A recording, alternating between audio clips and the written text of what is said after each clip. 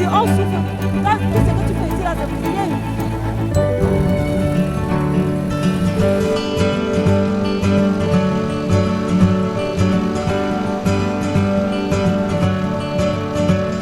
C'est sur cet espace qui s'étend à perte de vue, situé à la périphérie de la ville de Santhiou dans l'ouest Cameroun, qu'Angèle Kene a décidé d'installer son exploitation agricole. Sur les terres de la défunte Sodérim, la société de développement de la riziculture dans la plaine d'Embo, qui a fermé ses portes depuis 1997. Une zone située à seulement 17 km du centre-ville, mais tellement enclavée que ni les berlines ni les véhicules 4x4 ne peuvent s'y aventurer. Pour y arriver, un tracteur est alors indispensable.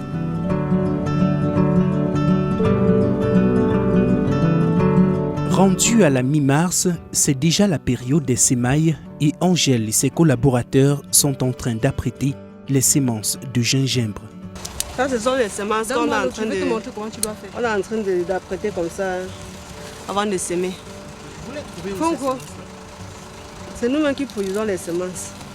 Parce que soit les mêmes semences que nous sommes en train de couper pour semer, on peut toujours les envoyer au marché. Feuille de coupe, bon, si on l'avait déjà tracé, comme vous voyez là-bas déjà labouré là, on peut justement commencer à semer. On sème ça juste comme les arachides. Puis avec la machette, on met les semences au fur et à mesure.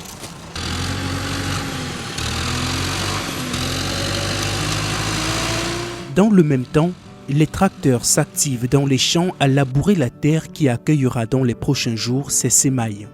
Il faut faire vite afin de pouvoir bénéficier de la présence des pluies indispensables à cette culture et qui vont bientôt repartir.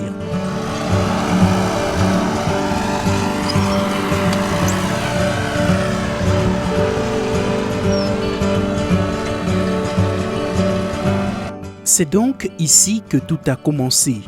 Initialement, il ne s'agissait que d'une exploitation de quelques mètres carrés qui s'est progressivement étendue sur des dizaines d'hectares. Au début, j'ai commencé par faire, c'était 10 bions. De 10 bions, je suis allée à 1 hectare. Parce qu'aujourd'hui, je fais déjà dans les 30 hectares de gingembre. Et en faisant même dans les 30 hectares, grâce à ça, je me suis déjà conçue. J'ai déjà mon terrain, j'ai des terrains aussi que j'ai déjà eu à acheter.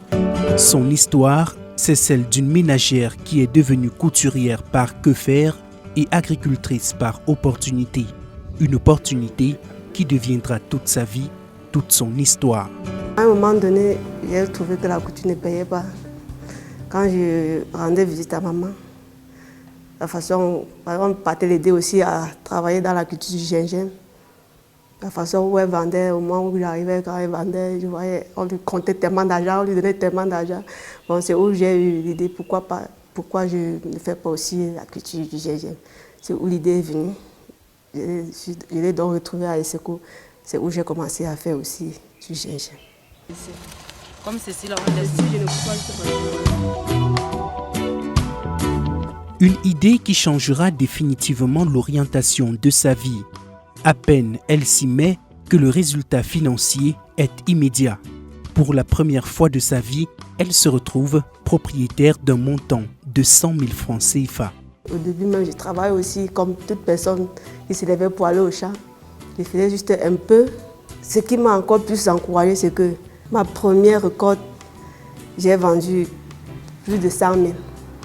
Et comme je n'avais jamais eu 100 000, j'ai dit mais pourquoi pas faire encore plus et avoir plus. Je partais au champ comme toute personne qui avait besoin d'un peu d'argent. Oui, bon, c'est à force de vendre et de voir tellement d'argent que je me suis dit, pourquoi pas travailler beaucoup pour avoir beaucoup d'argent. Oui, c'est juste ça. C'est où je me suis donné. C'est ainsi le déclic qui réveille en elle la femme entrepreneur, celle qui veut réussir contre vents et marées. Encouragée par une rentabilité aussi soudaine qu'accrue, Angèle Kene décide de s'installer dans la ville de Santhiou où elle rencontrera quelques mois après celui qui deviendra plus tard l'homme de sa vie. Progressivement, l'activité de Angèle s'est accrue et avec elle son exploitation. Dans ce sillage, la main-d'œuvre recrutée a également enregistré une croissance et de 2 ou 3 employés au départ, ils sont désormais une, voire des dizaines en fonction des saisons, ce qui permet également à des dizaines de familles de vivre et de se réaliser, y compris des anciens employés de la Soderim qui, depuis la fermeture de leur usine, n'ont plus véritablement trouvé ou donné de la tête. Ça fait environ peut-être 6 ans que je travaille avec ma soeur et ma mère ici.